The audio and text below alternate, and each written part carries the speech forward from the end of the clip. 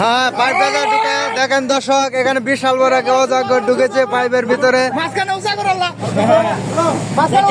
হ্যাঁ হ্যাঁ দেখেন বস্তার ভিতরে যাবো এই যে ঢুকে এই যে অজাগর ধরে ফেলেছে।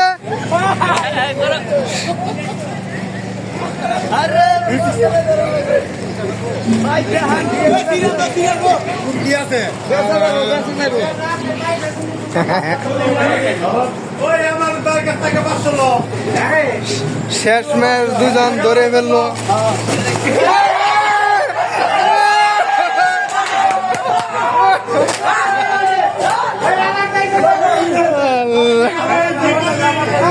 দর্শক শেষ ম্যাচ ছুটে চলে গেল।